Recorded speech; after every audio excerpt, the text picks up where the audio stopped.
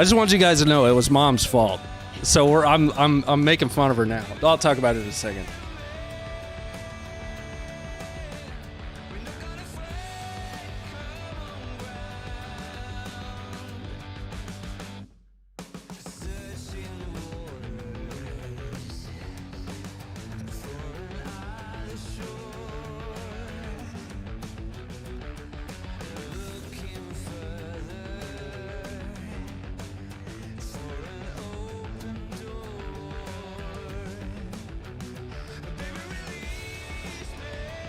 Almost there, guys. I'm just resetting up all of my tabs and stuff. Give me a second. All right, we'll just go. Hey, welcome back. Hi.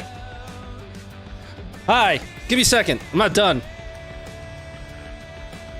Hit the like button, though. Just stand by. I'll explain what happened here in just a second. All right, I got to put this thing back here. Welcome back. How we doing? So, Mom broke it. If you guys aren't aware, every Friday, Mom joins me on the other stream to do what we call Nerf Night. She sits in the hot seat. She sits here. Don't worry about my Christmas tree. If it offends you, you're welcome to leave. Anyway, so she doesn't like the headphones, these ones that I use, because they have this dangly thing on them, and she says it's too heavy. So she always unplugs them and plugs in her own.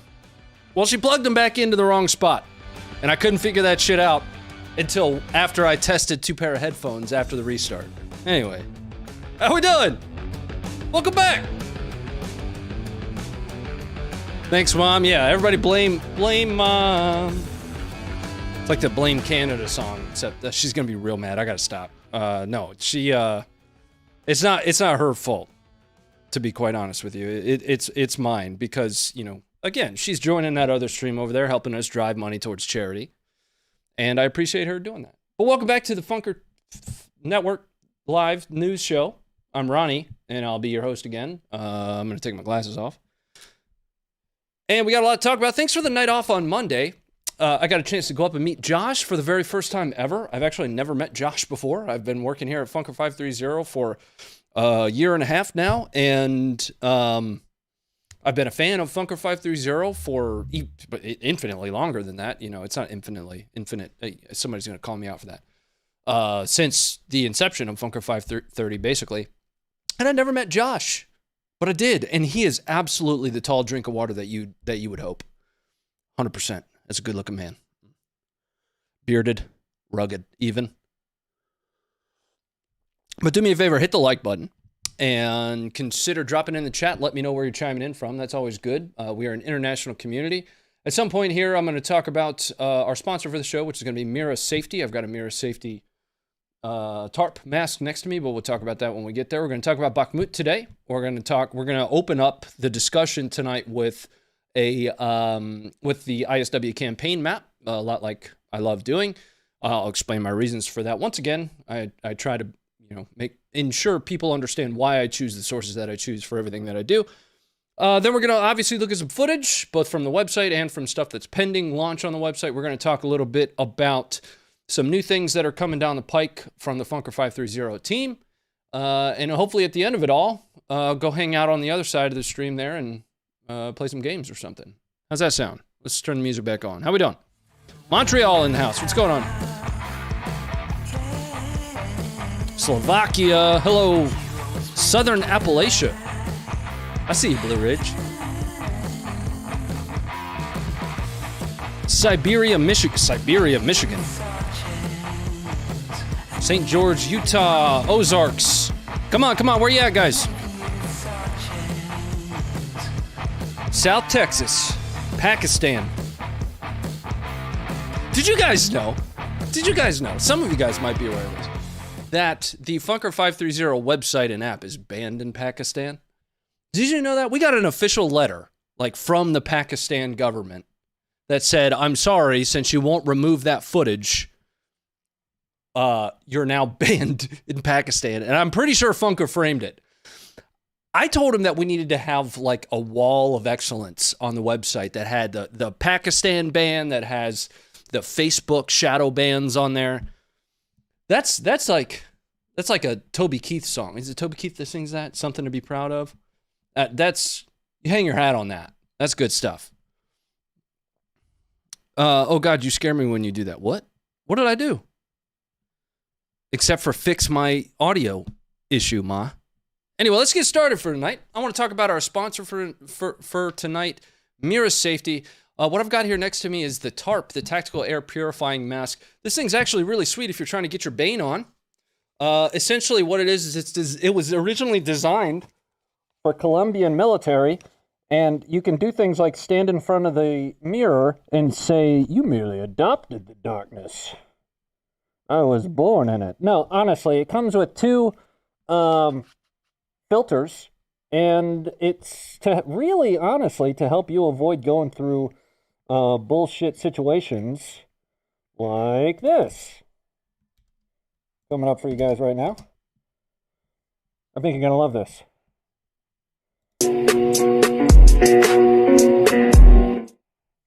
So this is the 4th Infantry Division deciding that it was going to be a good idea to CS gas all of their troops on a forced march or on an esprit de corps run. And unfortunately, these guys might not be sponsored by Mira Safety. So you guys can check the pinned link at the top and down in the description and go get yourself a TARP. But Mira Safety is top of the line stuff, guys. I actually wore this yesterday. I wanted to basically put myself into as much duress as I could for a workout. And I kicked my own ass 100%. Let's talk about this video for a second, though. So for those that aren't tracking this came out on like the 24th, the day prior to Thanksgiving. I want to say this is probably their esprit de corps run or something. What you're actually looking at here is 4th ID forcing all of their soldiers onto a run and tossing CS gas at them. Here's the problem with that. Technically, by Army regulation, you are required to have PPE anytime CS gas is used. I can understand, and I'm going to ask you guys a question on this here in a second. I can understand train like you fight. I get that, right? These are probably not the circumstances that you would apply that, though. Look at how many damn people are on that hill. I would like to know who did the composite risk assessment or the risk matrix on this event right here. This looks cool.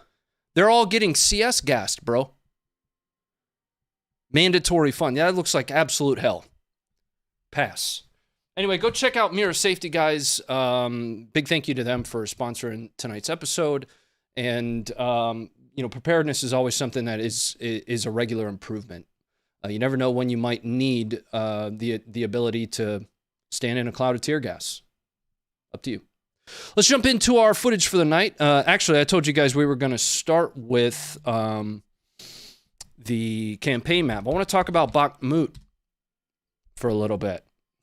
So as the title implies, Russia is, according to Russian sources, making steady gains in the east-southeast around Bakhmut, around Soledar. And again, I want to re-emphasize according to Russian sources. But as Ukraine is making steady progress in the east and the south, or has made steady progress, Russia has been focusing on combat operations in Bakhmut. I am having an issue with the focus tonight, guys. It's because of the tree.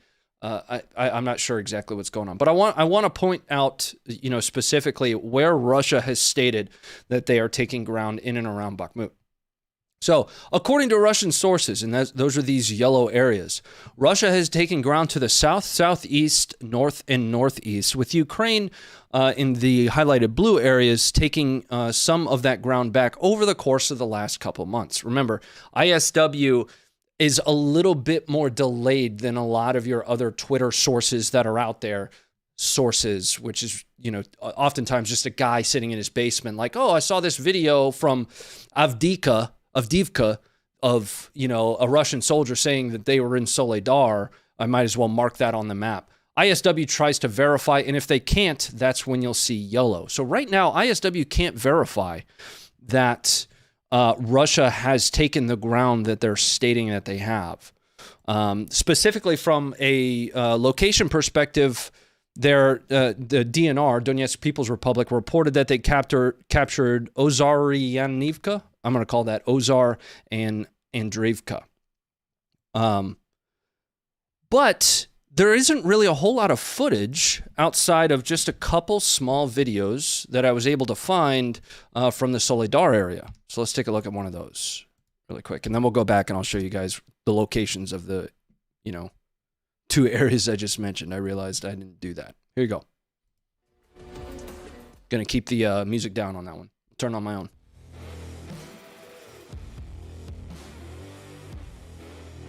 Now this is near Solidar. Just to the north of Bakhmut.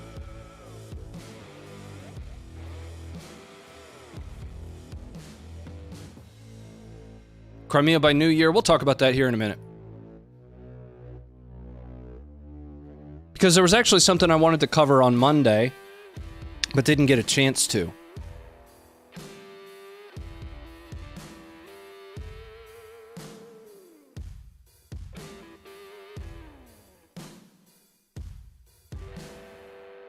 Live UA map confirmed the claims. My understanding of live UA map is it's an aggregation of individual sources rather than being able to independently verify.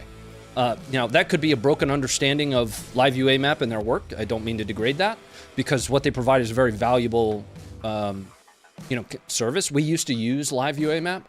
I choose to go with ISW because it's multi-source, rather than, historically what live UA map was doing, which is mapping single source information. I, as an all-source guy, like to see information that's been validated from multiple perspectives. And ISW does their best to do that. I'm a fan of theirs. If you guys are out there, I'd love to buy you a beer sometime. What's going on, folks? But regardless, Bakhmut is a priority area, and we're going to see a lot of footage from Bakhmut tonight. And the envelopment down there is really indicative of Ukraine's focus in Kharkiv near the Crimea line that we've talked about before. Let's pull the map back up here, and then we'll go back into. Then we'll start looking at the south. The Svatova, Crimea front, still a very high priority area for Ukraine. Just to bring that full circle here. So there's still a lot of heavy fighting going on here. There is a stretch of highway here that is essentially serving as somewhat of a backstop for Russia's defense at the moment. But a lot of Russia's offensive, press lately has been in the Bakhmut area based on their claims. Now, again, once ISW starts to, validate this, because again, it's multi-source. This is a source that I trust. If you guys like live UA map, that's great. Awesome. But I have not seen that. Now, ISW is typically a day behind by the time we start this stream. And, that's actually one of the reasons we kind of stopped really doing campaign map stuff, is I was always on a 24-hour behind cycle. Now, this isn't supposed to be the most current and up-to-date, stream on where Russia and where Ukraine are with respect to the forward line.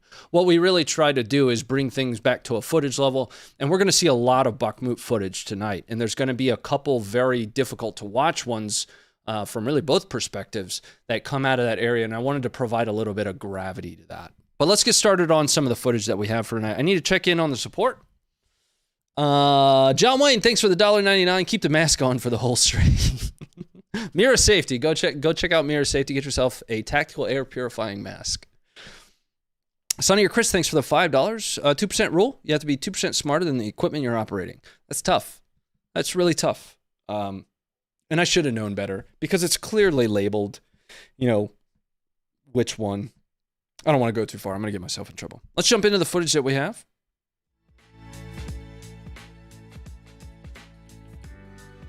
Ronnie, even if Russia surrounds Bakhmut, I should mention, before we move on, that,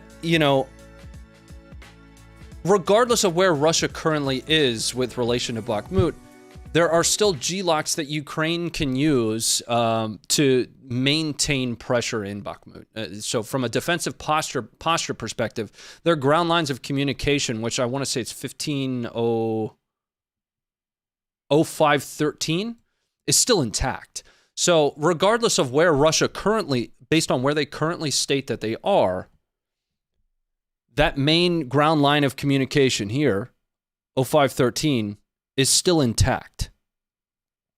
So from a logistics perspective, they can continue to supply Bakhmut, and until those primary G-locks become threatened, Ukraine will still be able to mount a defense in Bakhmut. All right, let's bring it back up. Let's jump into the first bit of footage that we have here. Okay. All right, we're gonna go to Twitter, mine specifically, and I want to talk about a video that Ukraine staged. So this is one that Will and I were discussing on the back end. I tweeted about this earlier this morning with a little bit of my own geo analysis. I'm not a squint. That's what we would call geospatial intelligence analysts. I'm an all-source guy. We call geo-int folks squints because they're squinting at screens and stuff. But there were a few key things to point out in this video. We're going to watch the video first, and then I'm going to tell you why I believe it was a staged event. Video is coming up for you guys right now. It's about 2 minutes long, but it's a very well done video.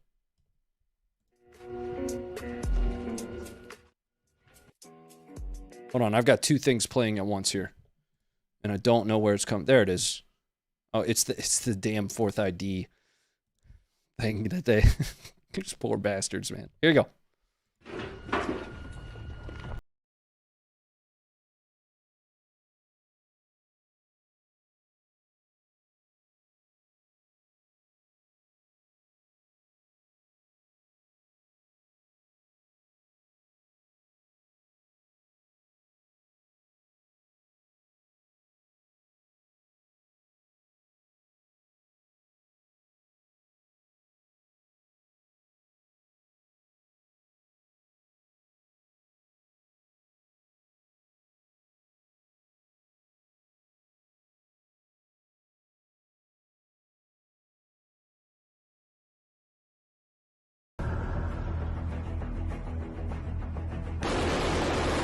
We're going to talk about that in just a second, Brandon. We're going to talk about that specifically in just a second. Staged, but it's crazy for Americans to be at the front. At the front. Nope, not necessarily.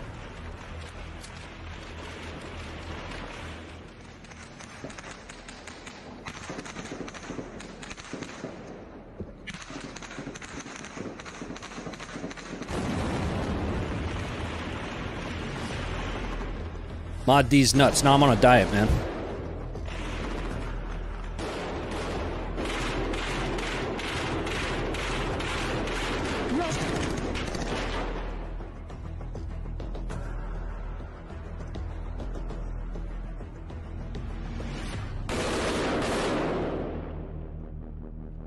All right, I want to point out a specific, spot in this. Like we're gonna focus on one specific area. First of all, you can actually see part of it right here. I'm gonna focus your attention on this structure to the back right, and I'm also gonna focus your attention on this structure here. Okay, let's bring it up for a second. The first thing that Will pointed out, Will Kilmore. I want to say it's at Will_Kilmore, was that the audio, there is some audio of snaps, things that would theoretically be indicative of incoming. But I took it a step further, did a little bit of, like I said, geospatial type work. And I went to Google Earth, took that video. Here's what I was able to find with it. So that structure you see here only exists on one side of the Antonovsky Bridge. So when I watch that video, something that stands out to me is that they are showing that structure in the sense that that is their target, right? But that structure only exists on the Kherson city side of the bridge. Okay, it does not exist on the Russian, quote, I shouldn't say Russian side, it's still Ukrainian territory, but it doesn't exist on the opposite side where Russians supposedly have set up defenses. So that was the second reason that we think this is staged. Okay, just going to bring that back up. There's the tweet. you guys would like to go check that out. Anyway, now let's talk about the Americans being there, right? There were a lot of comments. Oh my goodness, they're speaking English. The International Legion has been heavily used on the front, especially in the days of Kyiv when, I want to say it's the Irpin River. They were heavily used in the defense of Irpin to take Irpin back. And to a certain extent, earlier on in the war, almost, used very overtly so. Typically speaking, the International Legion is comprised of Western combat veteran type forces with experience. I understand that Ukraine has, done their best to weed out those that say they have combat experience versus that don't. Oftentimes, the International Legion is going to be better equipped. So it's not overly surprising to me to see International Legion on the forward edge, if that makes sense. I'm going to check in on the chat here.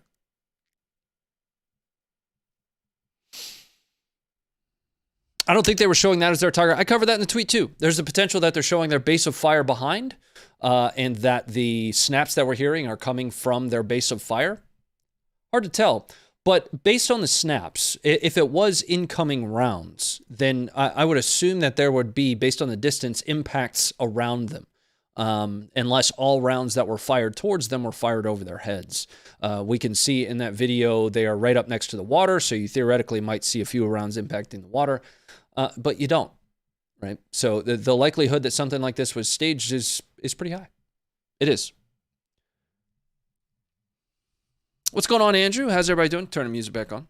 And we're going to be jumping into our location-specific footage. Now, there is a longer version of that video. Let me give you guys a link to that. Stand by. You can also go and get that from Twitter. Matter of fact, I'm just going to link you to that tweet specifically. There's a longer version of that video that provides a little bit more context to the entirety of the engagement. Prior to the Legion soldiers moving up to the water's edge there, they do receive contact at one point. So again, there's a lot there. I still personally believe it's staged. It's not outside the realm of possibility. Ukraine has done so before, so has Russia. It's important to remember.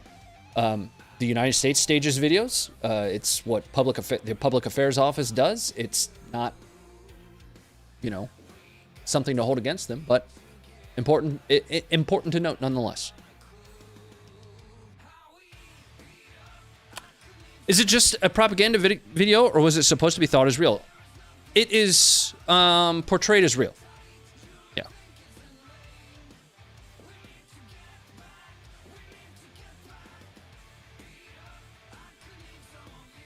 Hard to get an accurate number. Hard to deny. There's a lot of propaganda on both sides. There is.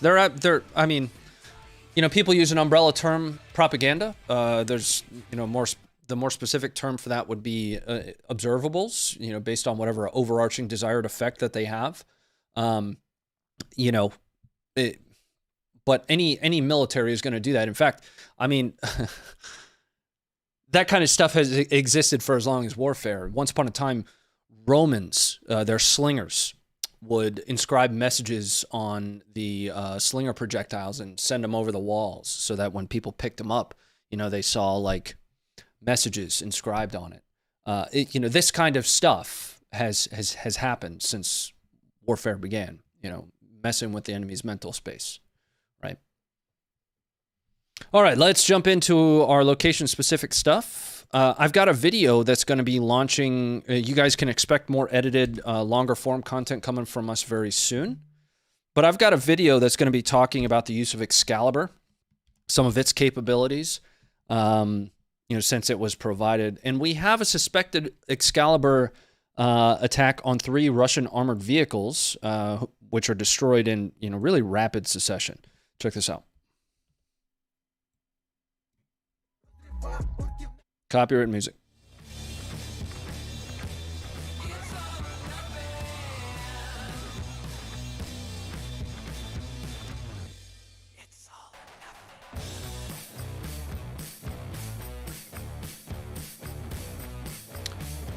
What reason would they have to stage a video like that? Projection of strength? Resolve? Those are good things to do. Again, I'm not holding it against him. Just saying that something's staged isn't a bad thing.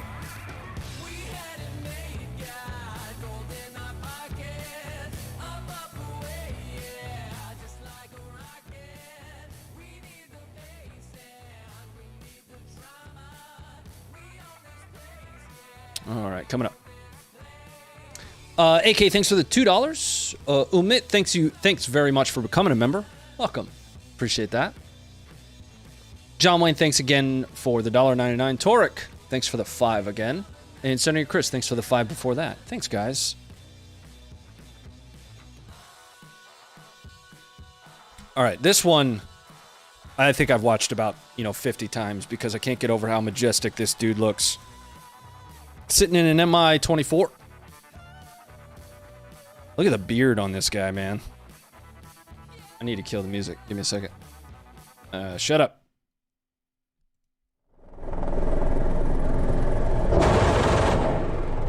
He's actually in the gunner seat right now, so if it looks like he's not flying the bird, he's not.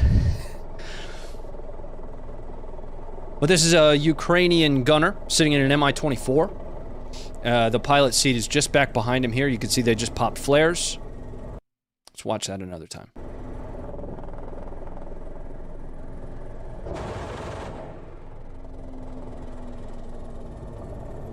This is actually Santa's sleigh delivering gifts. They are using that lofted, unguided rocket technique, where essentially they stay outside of distance of known Russian anti-air capabilities, and generally speaking, just kind of send rockets in the opposite, or in that area. Both sides are using that almost ad nauseum. We see a lot of footage of it. We've posted about it, talked about it before. We watched a video not too long ago. This next one's going to be interesting. Of a drone receiving the surrender of a Russian soldier. It's, the first time that's ever happened to see somebody surrender to the machines. The last video I did on, somebody assaulting a machine was a burglar in Phoenix, Arizona, and he tried shooting it. But in this instance, this guy knew better. You don't attack the machines because at some point they're going to start attacking us. That's how you get Skynet. He surrendered to it. Check this out.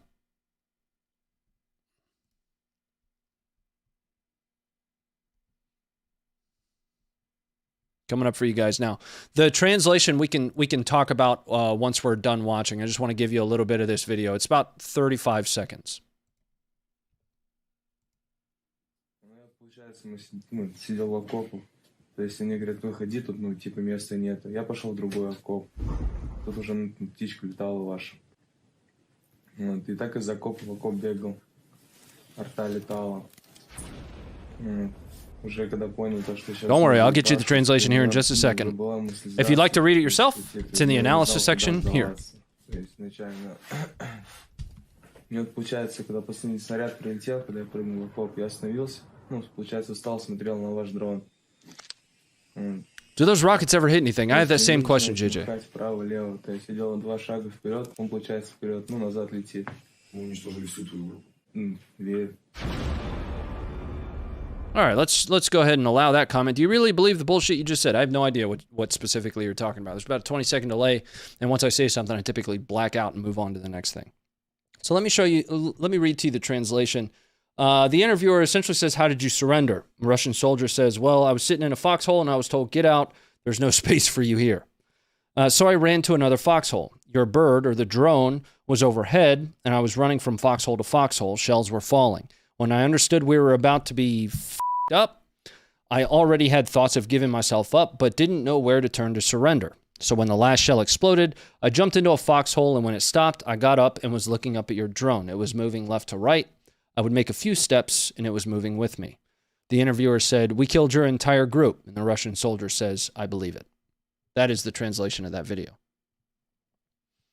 Checking in on the chat. Going to turn the music back on if I can figure out how to work my own equipment. And we're going to skip this song. Exclamation point merch if you guys like the t-shirt. Drones might be used for supply and medevac in the future. Yeah, I mean, we're seeing the future of warfare unfold right in front of us. We've seen drone versus drone fights the last couple streams. You know, we've been watching Ukraine using drones now for the longest time. And I mean, Russia's using them as well. We're going to see some Russian drone footage later here in just a little bit. But in my mind, some of the first footage, you know, back when I was still doing the intel thing that I reviewed, was ISIS using drones to drop rigged explosives over top of in Syria during the Syrian civil war.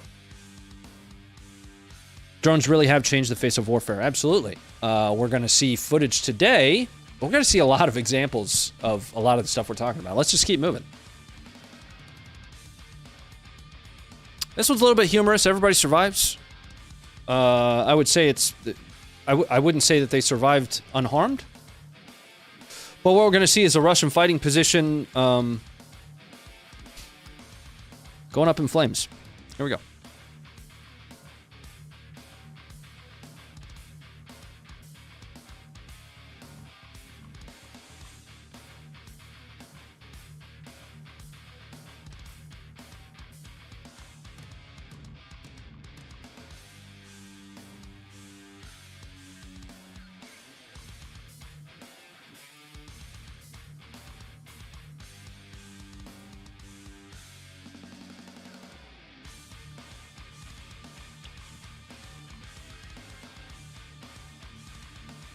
Hey Chuck, thanks for the 5. What percentage of war is fighting, and what percent is logistics? Has Russia already lost the war of logistics? As far as percentages, 90% of the statistics on the internet are bullshit, including the one I just gave you. I would have no idea what percent. I can tell you that from a value perspective, logistics is often overlooked by people that don't understand war, and the level of importance of logistics is, you know, has been talked about since Napoleon, right?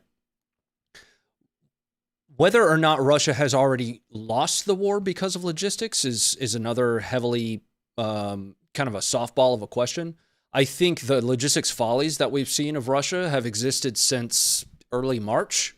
You know, we saw the loss of fuel. We saw food being looted, the inability to get basic necessities to soldiers. We know that Ukraine is backed and supported by a lot of Western money. So from a logistical perspective, you know, they've got underlying support. Russia doesn't, right? And I think logistics is going to be a major part of the winter that we see. The West is underwriting Ukraine's ability to survive and continue operationally through the winter. If Russia was already having the logistical challenges from a baseline or from a fundamental military perspective in the summer, I can only imagine what the winter is going to look like. Thanks very much for the 5.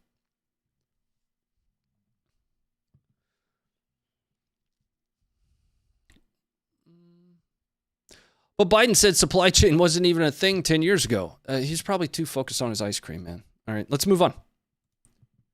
We're still in our unknown location footage. We'll get into the location specific. I want to say we're starting with Bakhmut tonight. No, we're going to start with some HIMARS footage out of Kherson. Then we're going to move into quite a bit of Bakhmut footage. Then we're going to see some stuff from Russia. Loop it, swoop it, and pull. The next one. The 9K111. Technicals are something that I just absolutely love. There's something about the ingenuity of a technical, especially when you start putting anti-tank guided munitions on a UTV. So this is the 9K111 Fagot. Mounted to the back of a UTV.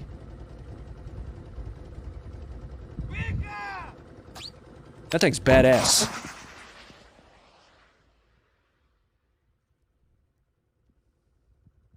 We've covered the 9K111 before in one of our edited videos.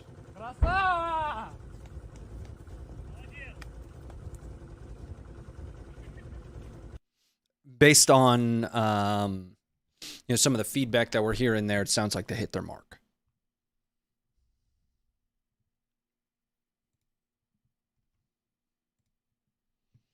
All right. A little bit of jet porn for you guys. Ukrainian Su-25s operating really all around the country. Air still contested, you know.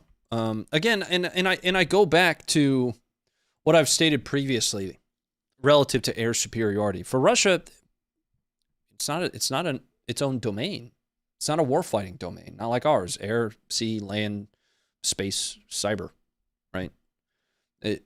Russia just treats its domains differently. It's really all to enable the ground force. But these are Ukrainian Su-25 Frogfoots, and I got a hot tip on the naming convention for NATO forces while we're watching the video. Check this out. We've got copyright music. I'm going to play our own.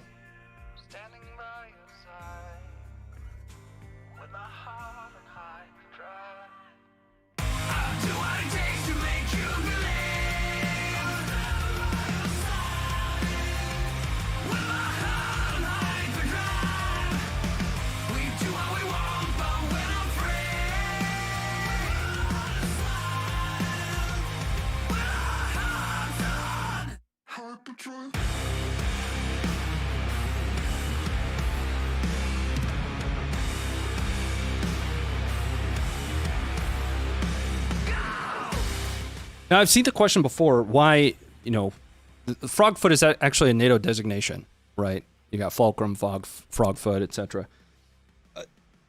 The first letter of the NATO designated word actually means something, as well as the syllables, right? So Frogfoot, 2 syllables. So F stands for fighter in NATO naming doctrine, and the syllables actually stand for the type of engine or the type of engine for the airframe. 2 syllables means a jet-powered airframe. So Frogfoot, being 2 syllable and starting with an F, is a jet-powered fighter.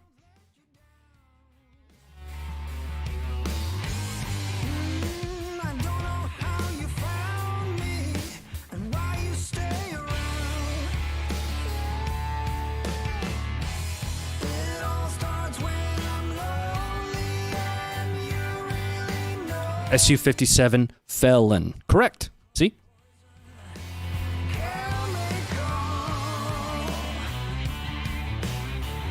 Is this live? Yes, it is, Joshua. Enjoy your drink.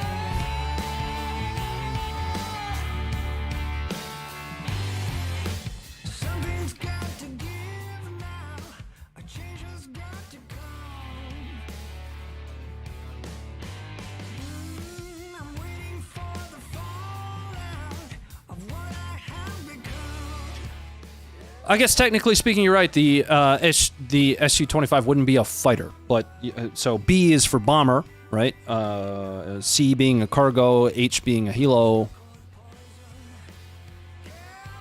Just the way NATO has designated the naming convention.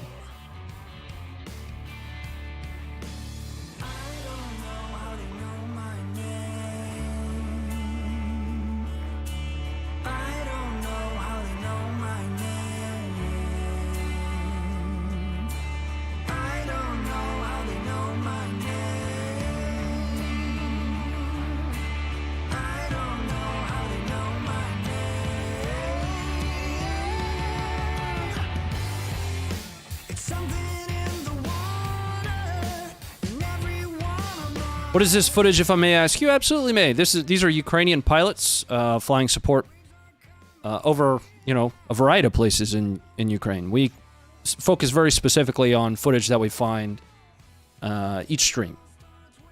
Under most circumstances, I try to make that within the last 24 to 48, but we're actually covering some old stuff since I wasn't here on Monday. Good day from Australia. What's up, Christopher? How are you? Attacker probably didn't exist when they started the naming system. That's a great point. Yeah. Yep. The cameraman working on the wing is impressive. I can just imagine a guy hanging on, all Captain America style with a GoPro. No, that was some awesome footage to watch. And I know Funker is a real big fan of DCS. I've been trying to learn and play a little bit of DCS as well. But that is a complicated game. You got to flip the ABC switch to engage the LMNOP radar so that you can drop the landing gear before you hit the aircraft carrier. I don't know. There's a lot going on in that game. All right, let's move on to the next one. Backblast. Be mindful of it. There's a reason that we scream and yell, backblast area clear, before using any kind of shoulder-fired launcher. Now, the Javelin would be, in my opinion, considered a soft launch, but it's still going to have a concussive blast. These Ukrainians are firing that from inside of a relatively small room, and after watching this, you're not going to be able to hear. Here you go.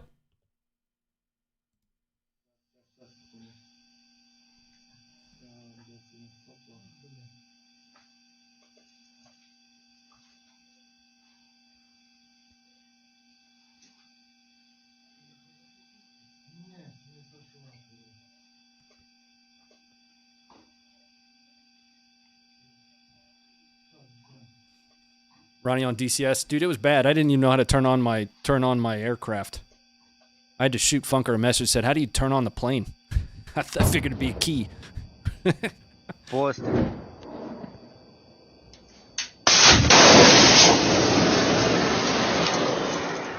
Now that would have been infinitely worse were it to have been an RPG.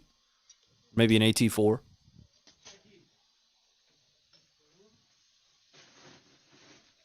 Gives you anxiety, snaps. Yes. All right, let's come back up.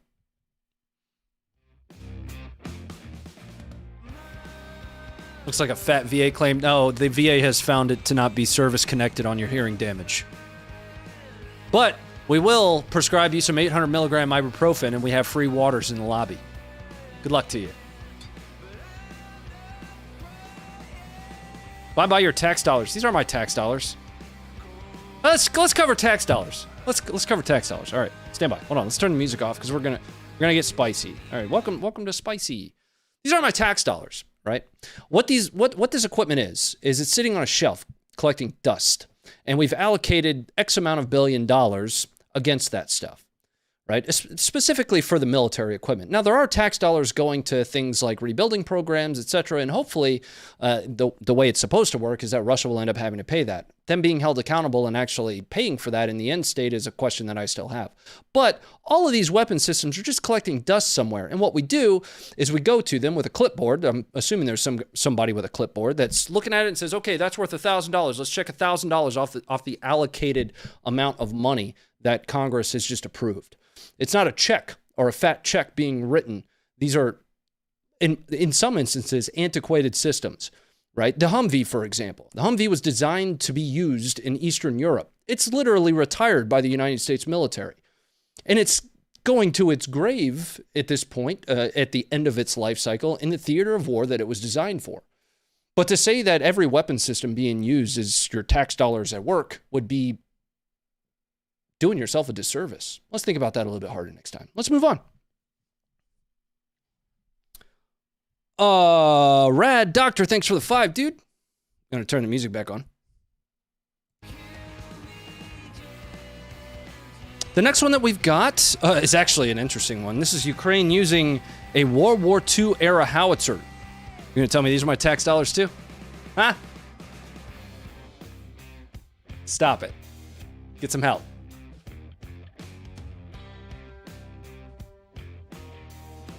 I'm going to show you guys how to navigate to this stuff if you ever want to. This is the website.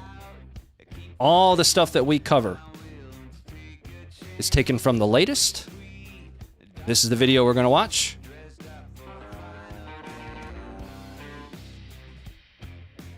What you guys are looking at here is actually an M101.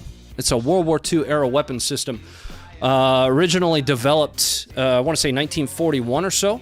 It was produced from 1941 to 1953. And it started its life as the M2A1, used all the way up through like Vietnam. But in 1962, they changed the nomenclature of this from the M101, or excuse me, from the M2A1 to the M101.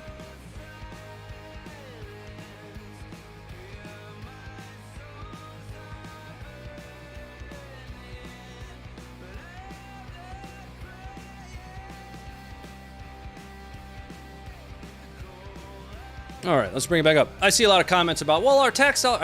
I did say our tax dollars being used for some things, but to look at a weapon system and say those are my tax dollars, that's not really accurate. And you know it's not. Stop it. Stop it. I saw a video of Iris-T killing a Excalibur cruise missile and was proud to see my tax euros at work. Nice. Jacques, thanks for the 753. Rad Doctor, thanks again for the 5. So yeah, I thought that one was interesting. We've seen a Maxim gun before. That was on the Russia side. We kind of clowned them for it. But those M101s were actually provided by Lithuania. It's a 105 millimeter system. You know, when you look at some of the other capabilities, the 777s, the Archers, the PZH 2000s that can fire Excalibur with a 4 meter CEP, right? That's a little bit antiquated, but if it works, right? It's still sending it. The next one I've got is a little bit of a concerning one. All right. So I'm going to tell you why it's concerning first and foremost. The allocation of this many HIMARS in one place concerns me.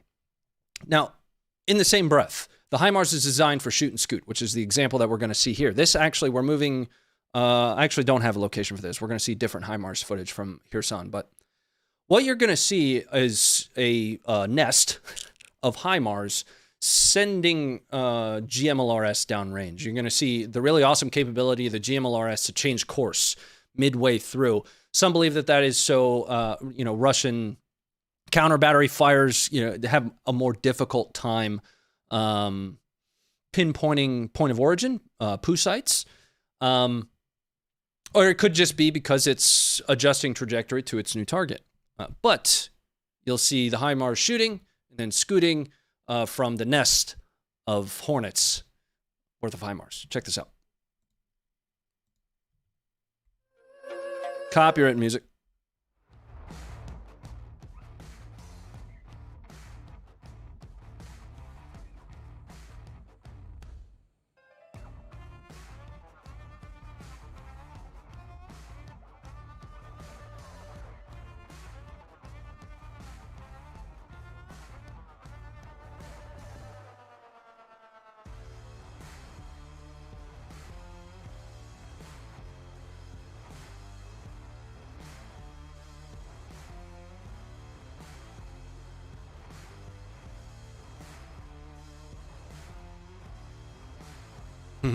Shoot, scoot, boogie.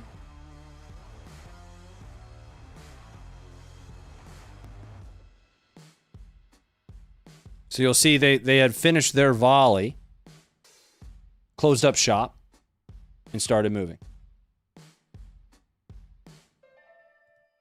And you'll see that dramatic course correction there. GMLRS is wicked, man. All right.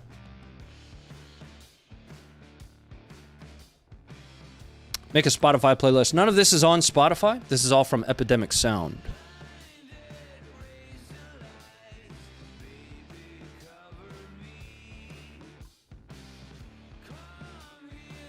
No music needed. Yeah, but there was copywritten music on over the video. All right, let's move on to the next one. This was actually interesting. So I've got a couple different versions of this video.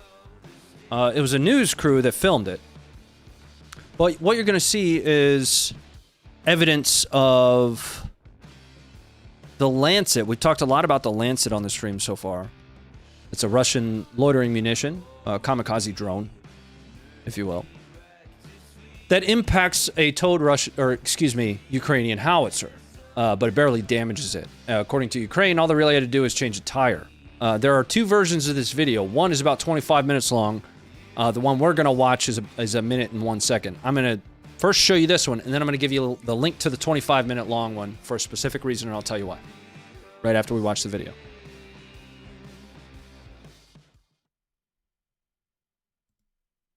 «52-миллиметровая буксируемая гаубица Д-20».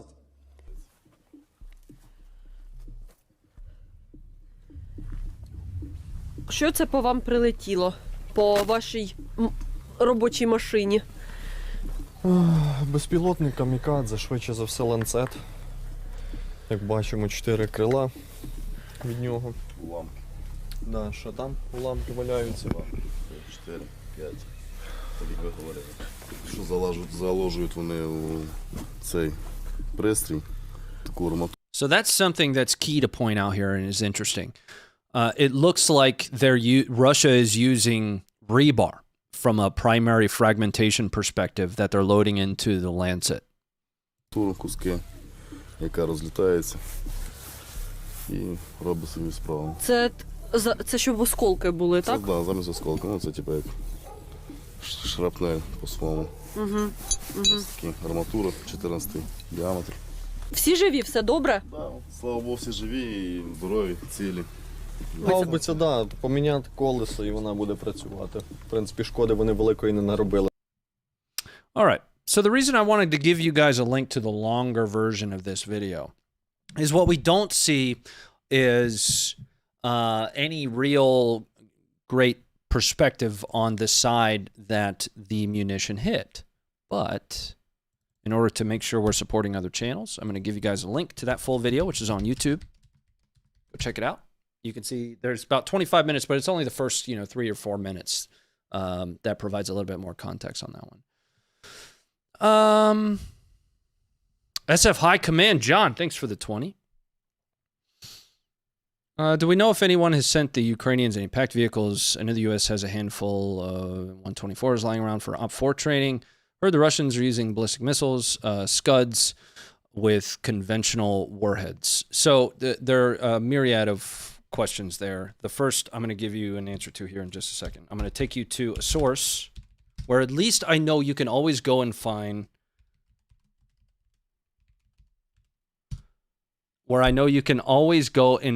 what the U.S. has provided. So DoD releases. So the first thing you want to do from a United States perspective, I don't know if other NATO countries are doing the same thing, but this is the first place I checked when I want to see what kind of capabilities the United States has provided. So go to DoD releases, and then you need to find, does Cam Wright work? No, I deleted that one. Then you need to find the most recent Ukraine, like the $400 million in additional assistance to Ukraine. This was a presidential drawdown package, which again comes out of current stock. And then you can essentially go in and take a look at the bottom. They have a fact sheet. This is current as of November 23rd. Click on the fact sheet and it'll tell you as close to an exact as possible based on, officially what the United States is announcing, what has been provided. 1,600 Stinger aircraft systems, 38,000 other anti-armor systems, 200 M113s, 250 ASVs, etc. So I'll give you guys a link to this fact sheet.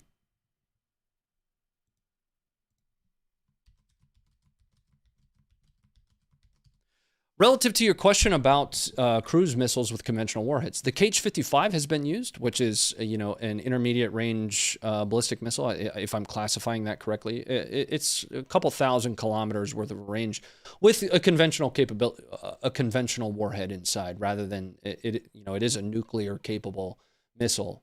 Russia has used at least that before. Now you've also got the KH-101, kind of the next iteration capability of the KH-55s. Naval drones. Yes, we've seen footage of those being used and they're absolutely badass. Well, if they're the naval drones I'm thinking of. Absolutely. Or is expensive. Yes, it is. And a lot of people profit off of war. Entire defense industry that does. Correct. I could use 104 million rounds of small arms ammunition. Tell me about it. It's a lot of bullets, man. That's a lot of rounds. I know bullets is just one component. There's a lot of cartridges. All right, let's bring it up, and we'll keep moving here. Even though we are combat footage oriented, every once in a while I try to provide you a little bit of context, right? Some footage that just shows a little bit of context. And this next video we're going to watch should provide some of that to you. Ned Stark was right. Winter is here for Ukraine. And it looks absolutely miserable. We're going to see We're going to see a similar video out of Bakhmut once we get to that section here in just 3 more videos. Check this out. It looks like it's going to be absolutely miserable. But Bakhmut looks even worse. I don't have any location specifics on where this is. And we talked a little bit about winter earlier. These guys look like they have some level of winter clothing. I see gloves, baklavas, overcoats, things like that. Their boots look to be fresh. Feet, hands, definitely things. Those fine motor skills. Need to keep those warm. But they look, to at least a certain extent, dressed for the weather.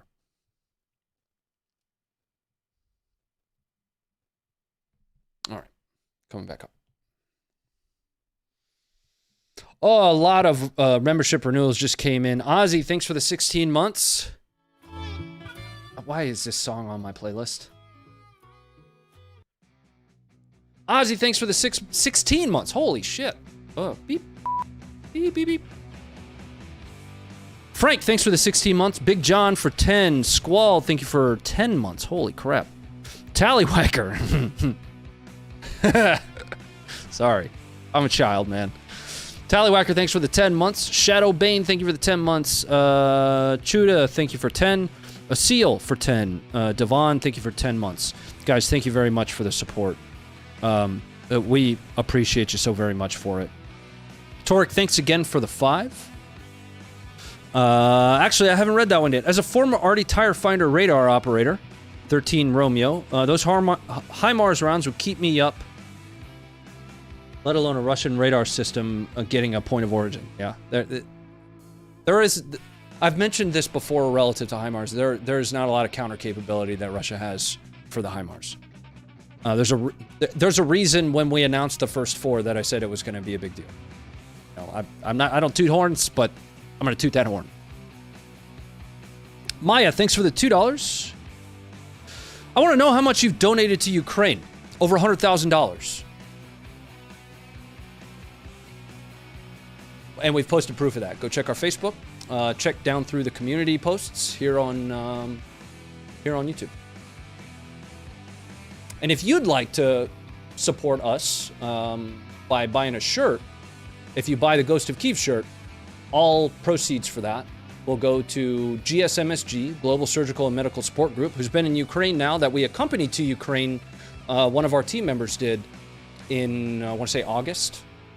So they've been in Ukraine now since March, providing tactical combat casualty care, both training and actually performing surgeries on wounded Ukrainian soldiers. Yeah, so we're doing what we can. That is awesome. Yeah, you guys were a part of it. So when we initially launched the Ghost of Kyiv shirts, we also had a Russian warship Go F Yourself shirt. We sold over 10,000 of those in like a weekend. And we basically broke our merch partner. You guys kind of killed it. Exclamation point merch. All right, let's move on to the next one.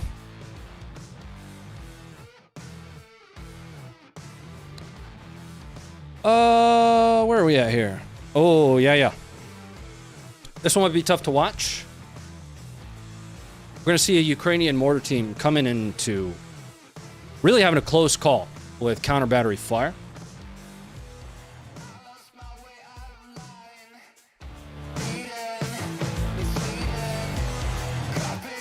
We'll listen to that one after this. Hold on. Let me pause that. All right, coming up for you now.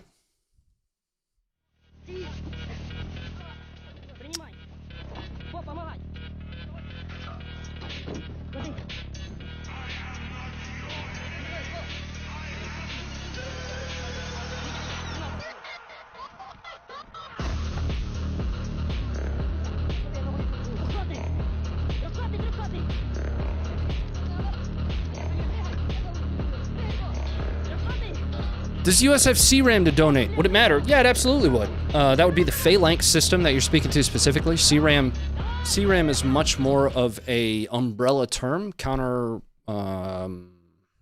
something, but it's an umbrella term. The system that you're thinking of, the angry, spicy-looking R2-D2 thing, that would be the Phalanx system.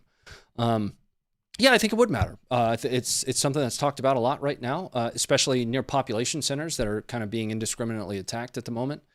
I don't, see why we wouldn't provide defensive posturing type weapon systems.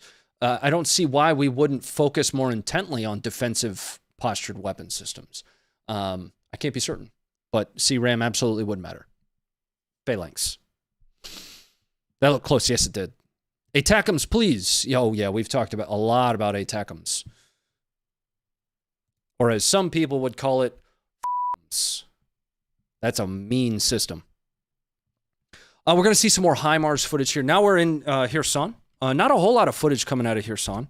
I actually searched pretty hard for something with that wasn't, just more drone footage. We see so much drone footage.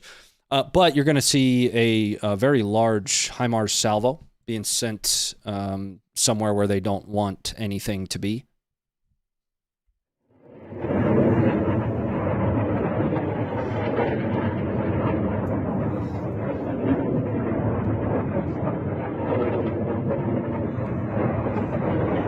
Because we should worry about our southern border. Por que los dos, boss? Why can't we do both?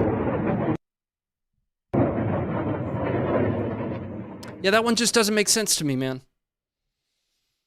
There are thousands of civilians that are being bombed on the daily, and we have the means to help with systems that are just sitting on a shelf right now. I don't see why we can't support both of those major initiatives that we would need to do, or major problems. You know what I mean? It's not a not our problem thing. Absolutely not. Isn't Ukraine winning it? Technically, yes. It depends on what you mean by winning. I mean, we can go into that conversation again. I feel like we have that conversation. Is Ukraine winning or not? Almost every stream. But if you look at a campaign map, if you look at a map of the ground previously had by Russia versus the ground that Russia has now, to say Ukraine isn't winning would be a falsehood. Absolutely, 100% it would. At one point, Russia had taken ground all the way up to and nearly including, the western part of the Dnipro, Kyiv. They were within 20 kilometers, and they've been pushed out of that. They've been pushed almost entirely out of Kharkiv Oblast, all the way down to the river in Kherson Oblast. Right. So if you measure ground taken versus ground lost, I would say Ukraine has got the upper hand at the moment. Morale and operational tempo is high. Now we're coming into winter, and that's going to present a lot of logistical challenges, but the majority of those challenges is going to be on your infantry. Of course, you'll have cold guns, cold trucks, stuff like that. But if you can't keep your infantry warm, then taking and holding that ground is going to be extremely difficult. Now, luckily, Ukraine has the underwriting of the West. Russia does not have that. And Russia already has logistics problems, right? So even if there is an operational slowdown of some level, the impact of that operational slowdown through the winter is going to hurt Ukraine less, in my mind.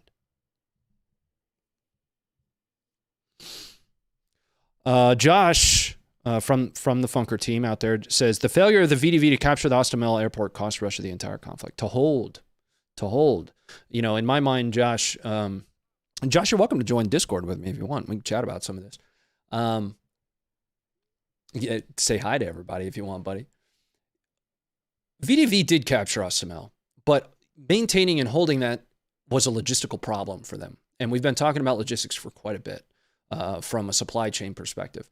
They were not able to maintain the pressure on all of... They had, if you think the Sumy front, Chernihiv, the Chernobyl front, which ended up extending all the way down to Kyiv, Kherson, Donbass. They had 5, 6, 7 fronts that they were trying to launch, each with poor logistics. There was video footage. I'm basing this off of footage, guys. Not like I don't watch the news, right? So anybody that's out there, from an opposition perspective, that thinks that I'm just parroting something I read, I don't have time to watch the news. I wish I did, so I could have a better understanding of what they're telling people. I'm operating almost entirely off of footage. We have footage of them looting, of Russia looting, of their ships asking Georgian warships for fuel. so logistics and their inability to supply, take, and hold ground has been proven to be a failure. They were unable to hold Kharkiv. They were unable to hold Kherson, excuse me. And Kherson is the only municipal area that they actually took. They had to bypass Sumy, Chernihiv, Kharkiv. They never took Kharkiv, ever. Not one. They bypassed it. Nope.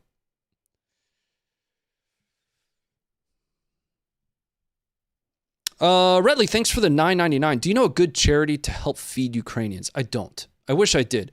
The charity that we like to support, the 501c that we like to support, is GSMSG, because having medical support to the front, especially in an instance of contested airspace where you don't, unlike the global war on terror that a lot of us are used to, have a bird available to you that you can just call up and say, hey, I need medevac. You know, I need a pickup. We've got troops in contact and somebody got hit. Not having that capability, and then having that problem be exacerbated by a lack of medical training, is a nightmare. And GSMSG, Global Surgical and Medical Support Group, again, if you guys go to our merch store and pick up a Ghost of Kyiv hat or shirt, all proceeds will directly support GSMSG. Last month, we launched that right at the end. Actually, so far this month, I would say that's about $500 worth of those shirts that we'll be sending their way at the end of the month. But GSMSG has been there since day one, just providing medical aid. In their training, TCCC training, Will actually went to Ukraine with GSMSG. We believe in that mission wholeheartedly. Michael, thanks for the 75. All right, let's jump into the next one. We're we're really moving along on time here. We're moving into footage in the East. There hasn't been a whole lot of talk about the Punisher UAV systems that have come out, and I wanted to cover those. If I'm not mistaken, somebody can correct me on this. This is a Ukrainian-developed UAV system. We've got some pictures and photos. I don't have a whole lot of information. This was one I added to the stream. It's actually not in the stream description because I added it to the stream after I scheduled it. It popped up on Rob Lee's Twitter feed, so shout out, props to Rob Lee. Thanks very much. I've continuing to follow his work that he does, sharing a lot of really great contextual information. But we'll see some footage or some photos of what this thing looks like here in a minute. Now, this is somewhere in the East. That's copyrighted music. And I haven't seen a whole lot of footage of the Phantom. Let's come back up here and we'll pull up some photos of what this thing looks like.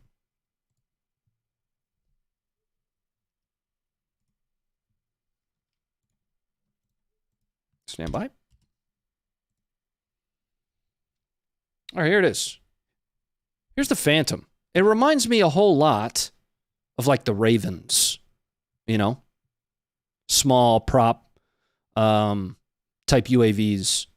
We still see the DJI Mavics being used. Let's go full screen here. We still see the DJI Mavics being used. But I have yet to see a whole lot of information come out about this one. It's something I'll definitely start looking into a bit.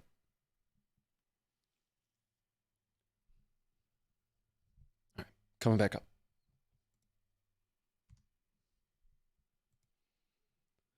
Let's move on to our next one. So this one, this next footage that we're going to watch is going to be a little bit not safe for work. So discretion is advised. What we're going to watch is probably a first for me. We're going to watch a drone being used. We've seen it. We've seen, Mavic type drones being used throughout the war so far in a forward observer capacity. But I don't think I've seen footage of a drone being used to correct fire on a Mark 19 for good effects. Again, this is going to be a little bit not safe for work, but this is why Funker exists, is these developments in, tactics and techniques to be able to document these things and talk about them. Coming up for you guys here in just a moment.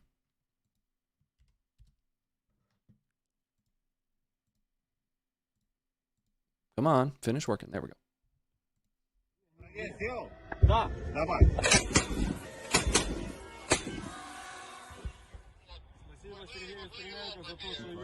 Этим ребятам находить нас Sorry. и работать. Running when you sign my ghost shirt. It never actually comes through me, Janet.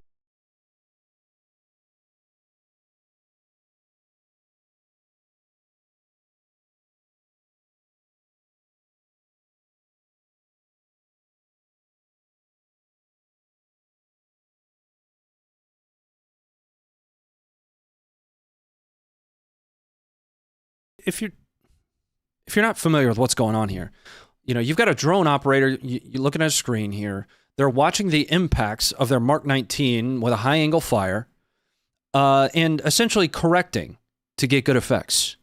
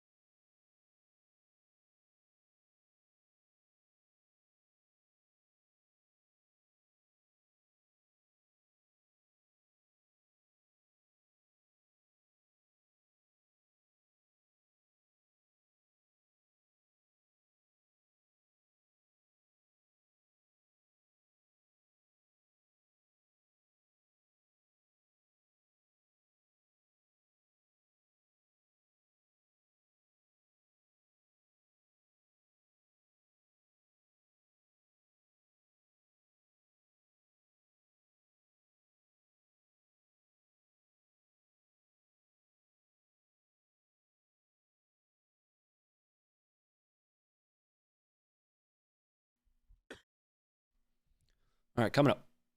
That's good, right? It's like body temperature IQ level, right?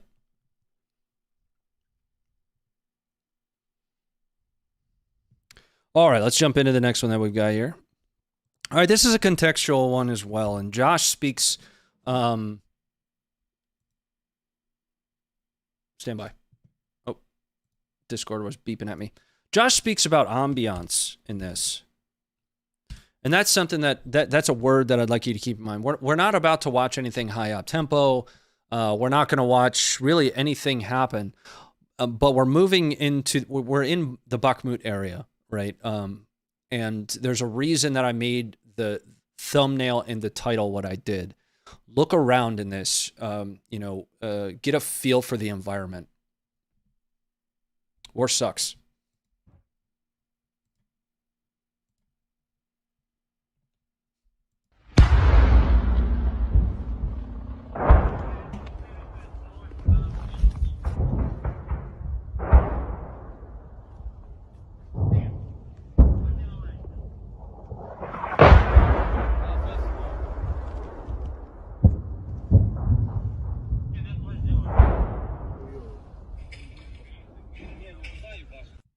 Just one more time. Just one more time.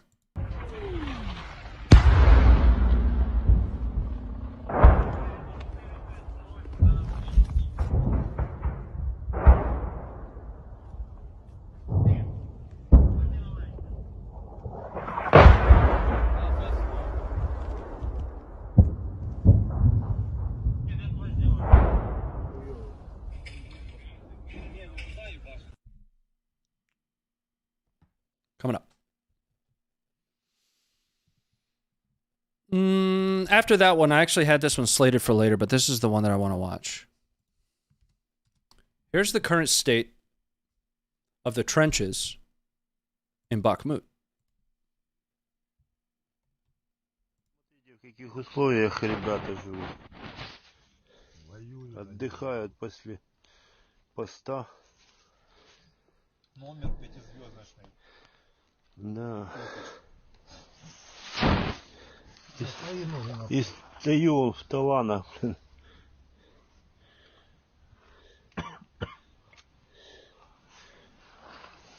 Вот так мы и воюем. Добрый день. Вот посмотрите, в каких условиях ребята живут. Отдыхают после поста. Номер 5-звездочный. Да. И стою в таланах. The conditions here. You know, you watch those World War I documentaries, and you kind of feel disconnected from it. You know what I mean? Different generation, different age, feels like. And then you see this, and it kind of brings that home for you, right? This is within the last 72 hours. These are people. These are folks defending their country, living in that situation right now. That's happening.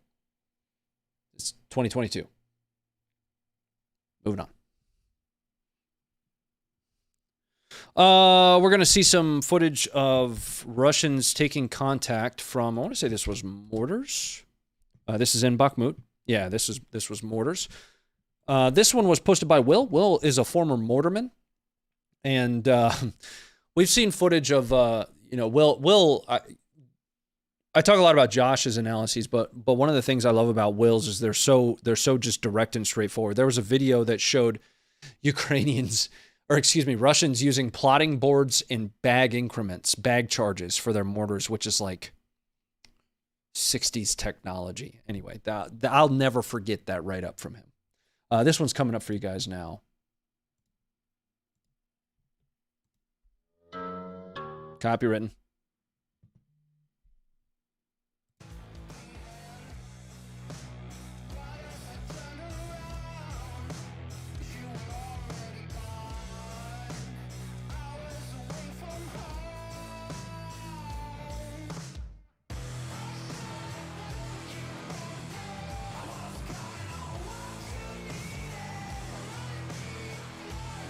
Nothing on Iran and China uproar. We've got quite a bit of footage on that on the website.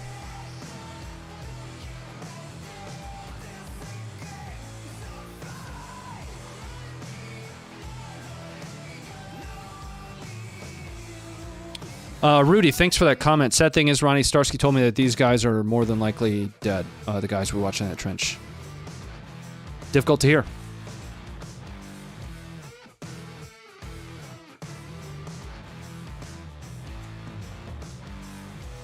All right, coming back up, guys. So we watched some footage earlier of Ukrainian frogfoots. Now we're going to see some Russian frogfoots in action somewhere in the east near Bakhmut. Being recorded once again by a drone.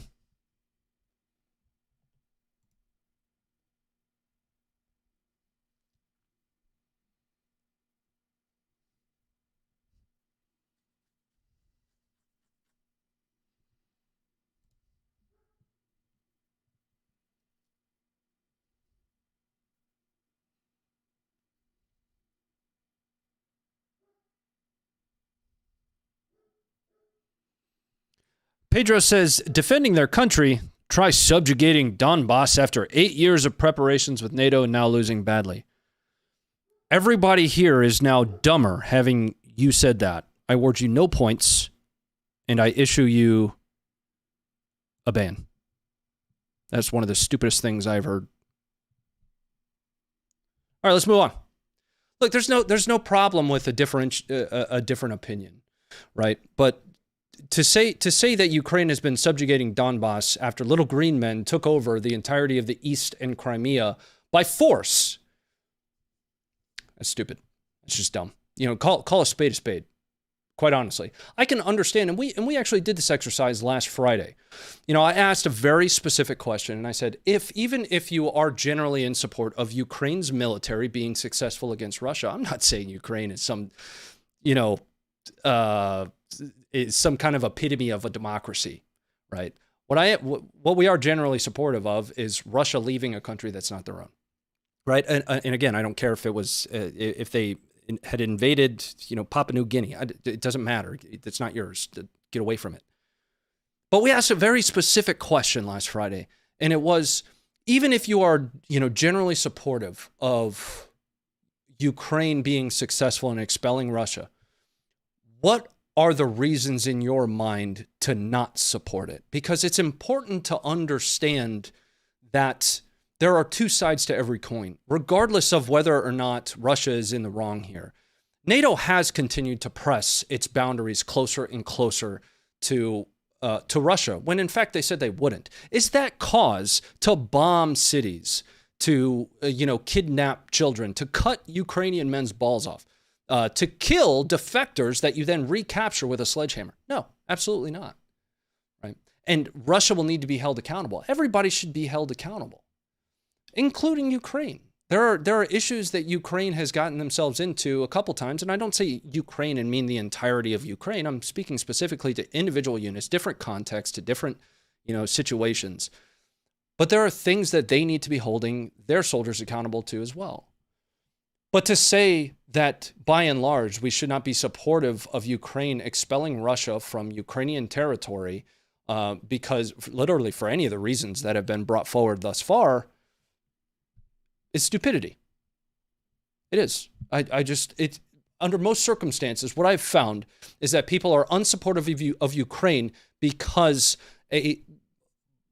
either a politician that they hate is in support of it, or a politician that they love is not in support of it.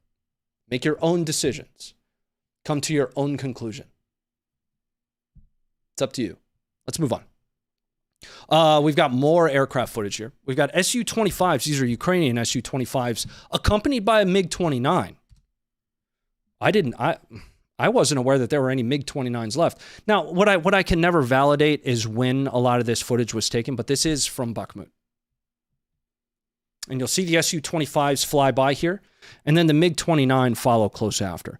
There's been a lot of discussion about, well, Ukraine doesn't have any more planes. Ukraine doesn't... Both sides still have planes. They're still flying them. Like, the airspace is very, very contested. And in fact, the MiG-29s and Su-27s that Ukraine has are what is firing the AGM-88 HARMs, those very advanced anti-radiation missiles that are reaching, 100 kilometers into Crimea. So, airspace still very active, very contested. All right.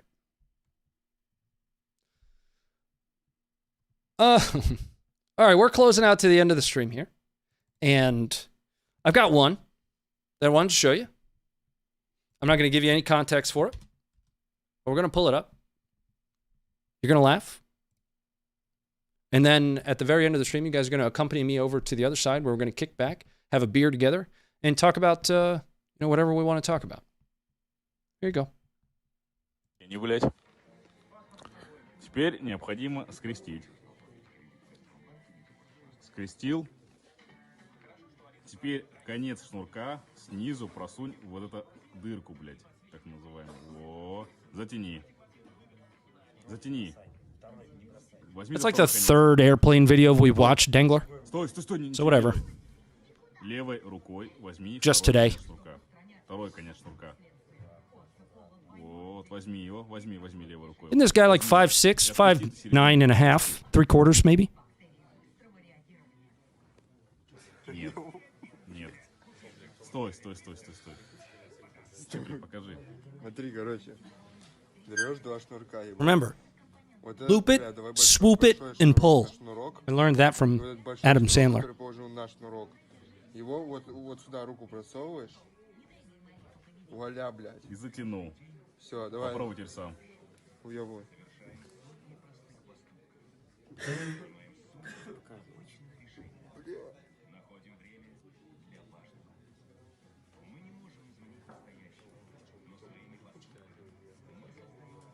Во, стой. Вот этой рукой возьми вот эту хуйню. Разожми. Отпусти, блядь. Вот эту хуйню возьми. You guys think some of y'all think I'm showing you this for propaganda. I don't care who this was. This could be an Indonesian soldier. It doesn't matter to me. It's still funny. Be a Ukrainian soldier. It's still funny. I'm sorry. It is. Right? Anyway, thanks for joining me tonight, guys. Oh, I need to check in with these super chats that we've just been hammering out, having a good discussion tonight, and thanks very much for it. Jewel, thanks very much for the 753. Love your work. Cheers from up north. Thanks for being here, and thanks for your support of us. We're a small team, so every little bit matters. Kwame, thanks very much for the $2. War, what's it good for? Absolutely nothing. Well, historically speaking, violence has solved more problems than pretty much anything else. It just sucks. Keep sucking. It'll always suck. The history kind of repeats itself. High Command John, thanks for the 10. Russians also screwed up at the beginning by trying to launch multiple offensives. Backed up, yep, that's what I spoke to with the multiple fronts, yeah. Backed up by, logistics. Speaking to the same thing there. It was all big propaganda to try and look powerful by blitzing Ukraine. Russia gambled that they would be able to take Kyiv extremely rapidly, but essentially ran into a wall of their own making as well as of Ukrainian defenses. The wall of their own making was the logistics failures. Ukrainian defenses, once they began to get organized, stopped them short. Now, when you start to, it's a domino effect. You had that 40-kilometer long convoy that every A-10 pilot in the world was just salivating, looking at, salivating. So you had that 40-kilometer long convoy. You had, a resistance from Ukrainian defenders, and Russia's gamble to try and airdrop into Hostomel to rapidly take Kyiv failed. It did, and they tried to say that it was a feint, and that was like the worst information operation you could imagine. At that point, it would be better to just kind of acknowledge that, hey, we tried the whole blitz thing, it didn't work.